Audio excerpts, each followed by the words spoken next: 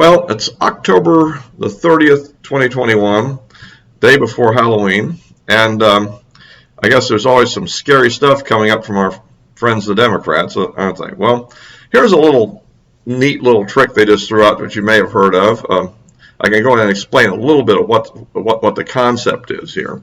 Apparently, a year ago or 2 years ago, when President Trump was in office, and they were having a mass set of these immigrants coming in, these caravans, coming in.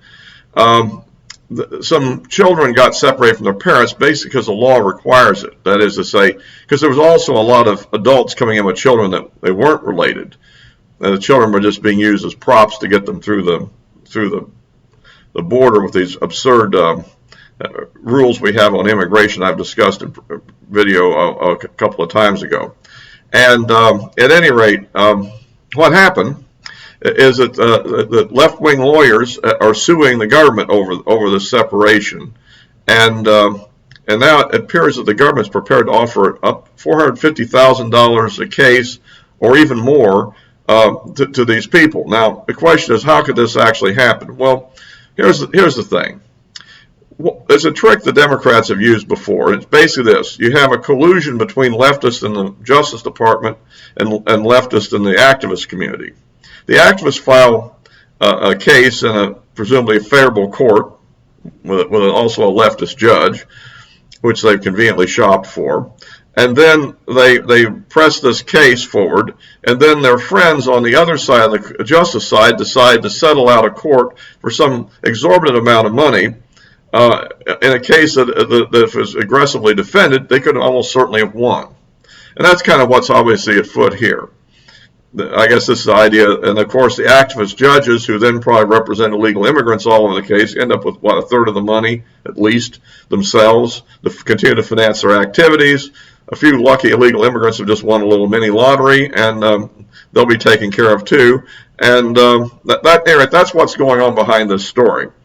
And I'll try to put a link to an article about it below, and so you can read more about it. But they may not go into all these details about what's happening in terms of the rationale, which is one reason why people should come to this channel, because I do kind of put background information and the type of thing you often don't get on the news, even on Fox News, to explain what's going on. By the way, if you like these videos, give me a like. It helps out with the algorithm. If you haven't subscribed already, please do. And if you want notifications, you can click the bell. Okay, so let's get on with it. So that's one little nasty thing that's heading down the road here, and I don't know if there's any chance to embarrass the administration, get them to back off. Well, I doubt it. I think that they're on kind of a full-scale run here. I guess they feel they've got the power for now, and they're going to do as much damage as they can do, and nobody can stop them for the moment, so they're just going to go right ahead and do it. And I think that I sort of tend to think the attitude is even if they lose the next election or two, that ultimately they'll do enough damage that will help their long-term cause that's worth having to happen. I mean, unless we ever get to the point where we have a significant amount of deportations of illegal immigrants, once they get in here, they seem to stay, except for a few extreme cases. I know the current administration is not even deporting a lot of the criminals they should be deporting. There's all these really idiotic things in the law which have been passed for various reasons that should be removed that facilitate what they're doing. Anyway, so that's kind of what's happening on that front. Of course, President Biden is in Europe meeting the Pope, who apparently said he was a good Catholic, should continue to take communion. So I guess his little abortion disagreement with the church doesn't really count for much, huh? And that's another little thing that's going on over there. And eventually he's going to go to the climate summit. I guess the key thing is he was unable to get his big bill passed through the House, because the progressives want the full text of the social spending, climate change related bill that they have allegedly hammered out a framework for before Biden left. So we've talked about that a lot even in the last video, and we'll have to see how this turns out. for the moment, I kind of think it's good that we're holding up on any further action until after the elections on Tuesday, November the 2nd, because Fox News has a poll that suggests that that Youngkin is way ahead of McAuliffe in Virginia, and I'm a little hesitant to claim a whole lot on that. I think it's a lot closer than Real Clear Politics average. The Washington Post poll, I believe, has McAuliffe ahead by 1 point. However, that's a far cry from what the situation was just a couple of weeks ago. So it's clearly, the race is clearly tightened, and there's certainly a possibility of a Youngkin win. I don't bet on it, but it's out there. And of course, we'll have to see just exactly, how this all plays out. Also, the race in New Jersey has tightened up somewhat, although I don't think there's any indication that the Republicans ahead there. And I think that would come as a bit of a surprise if that really happened. However, even if it comes close in either race, I tend to think this will be a little bit of a shock to the Democrats, and it could have a positive effect on stiffening the resolve of some of the moderates in the House to not go along with this whole, so-called Build Back Better, I call it Build Back Worse bill that Biden is promoting. On the other issue, as I've discussed before, the question of the other bill, the so-called infrastructure bill, which again has some negative elements in it, has some spending excesses in it. It's not something that I would, in a world with Republicans running both houses of Congress and a Republican president, I wouldn't even think of supporting it as is, okay, in that state. But I would say this, that given where we really are, hanging on there with the Democrats trying to blow up the filibuster and all the other things that are in play, it's not that bad of a deal if that's all that happens. If we had another 1.75 trillion. And the other thing about that is there are programs in it. I've pretty much confirmed there are programs in it that could go on for indefinitely that are tagged to terminate earlier than the 10-year cycle. So this is not a full 10-year funding. If all these programs go forward for 10 years, it's going to be much more than 1.75 trillion. I've seen an estimate as high as 4. I can't confirm the accuracy of that. I mean, hey, if Democrats do propaganda, Republicans probably do propaganda too. But it's certainly more than they're saying it is. Now, of course, that could be stopped if Republicans get in and actually don't fund some of this. Some of the things in there, like the universal pre-K, may be hard to cut because they're going to have a lot of support, I think, in the middle class. And I don't know, I mean, to me, providing that kind of benefits all the way up to families with $300,000 a year seems to me to be a little out there. But, I mean, if it was up to $100,000 or up to $50,000 or something like that, if it was targeted more to what we might call the working poor, I could kind of see it, because it could maybe get them, a lot of single mothers actually into the workforce rather than simply being on welfare. And that could be a good thing, I think, for both her career development and also the idea that, that maybe it's give an image in the family and people go to work. I think the idea of kids that grow up with the idea that you just live on welfare sets a precedent that kind of locks people into that. But anyhow, that's not what it is. It's a lot worse than that. And so, and there are other things in there as well. Of course, the climate stuff is, of course, the most ridiculous, and that may be the most easy to cut. Because after all, although there's going to be companies that are going to have a vested interest in this eventually, this all builds up an infrastructure of government spending, and so that's why we're still focused as hard as we are trying to kill this thing before it gets actually established.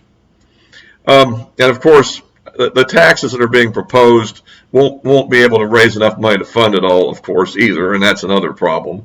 It's going to continue to drive the deficits up in reality. It looks like at the moment that ridiculous version of capital gains for wealthy people has gotten shelved at the moment. I mean, Manchin's done a pretty good job of beating back what Sanders wants to do. I mean, but the thing you have to remember about Manchin Cinema is that they are Democrats. Okay, so that, but there's extreme neo-Marxist Democrats and ones that are more like your traditional Democrat. So, and I think they're more on the traditional side to some degree. So that's a good thing. And if I've said before the election came out that if we get in the situation we're now in, if we can save the filibuster and prevent a lot of really bad things happening, like packing the court, which seems to have gone away for the moment, a voting bill which essentially would help benefit the Democrats to turn out marginal voters and basically handhold them into voting, tell them who to vote for, and take their vote in for them, and make sure they get it. I mean, come on. If they aren't motivated to go out to the poll and vote, then why do they need to vote? If they're not, if they don't really have a strong opinion. But that's just manipulation is what it is. But at any rate, that's the kind of thing they're trying to get through. And whereas, I mean, like some of these bills in Georgia and Texas that they're talking about, they're complaining so much about, just requires a little bit of voter ID, like the last 4 digits of the Social Security number or their state ID card number being put on the absentee ballot to verify who they say they are. I mean, and that is really onerous. Now, at any rate, but so that's kind of the situation and all that. And we'll have to see what all happens. And there are a few. I read an article. There are a few holdout moderates on the Democrat side in the House that are sufficient number to kill the thing. And there's an article. It's the Washington Examiner on who they are and what they might do. So I guess if you live in their district, give them a call or an email and tell them to oppose this massive spending bill. My own thought is that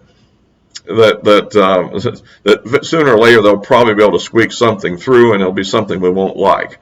But on the other hand, that's not the reason to give up now. It's possible that if we do better than expected in these 2 elections on Tuesday, that it might really send a little bit of a shock through the system and maybe shake a few more people in competitive districts out to change their mind on supporting this bill. After all, the progressives have gone way out of their way, or I call them the neo-Marxists. Then it looks to me like that maybe the more moderate people, we call them traditional people, might decide not to go along with it. The good news is the Republicans have been steadfast no on the big reconciliation bill. I've again raised the issue. To me, to some degree, I don't know that we're really holding things back by having not come up with enough votes to allow Pelosi and Biden to have passed the infrastructure bill. Now, that's a kind of a controversial subject, I understand. To a little degree, I would agree that I wouldn't do it before the election on Tuesday, because I think there's a number of factors in that, and I think that itself might be enough to get us what we need. On the other hand, it looks to me like ultimately, if we imagine kind of let's say a fantasy scenario where a Democrat switches party and joins the Republicans, and there's now 51 votes against reconciliation, and the whole massive spending bill dies, since the infrastructure bill has already passed the Senate, all they have to do in the House is just pass it as is, and the Democrats have enough votes to do that. Because even these holdout people want that bill. So my point is, it's going to pass eventually anyhow. And so I don't know that we gain anything by holding it up, because what the progressives want to do is, as I understand, link the two and pass them in a single vote. And if that's the case, or at least pass the infrastructure bill first and then pass the other bill after. So it may not literally be a single vote. It might be 2 votes, but sequenced where the bigger spending bill, the reconciliation bill, goes first. And then then that assures them they've got it, so then they go past the other one. If that is what's going on, okay, I don't know that not passing the infrastructure bill really gives us any leverage. In fact, it gives the progressives leverage, in my opinion. But there's an emotional thing of just saying no and makes you feel good, but is that really the best tactic? At any rate, that's the kind of thing I address here, is the actual tactics of how you do these things. And especially when the Democrats have formal control of both houses and the leadership, you have to do things different than what you would do if you have the leadership.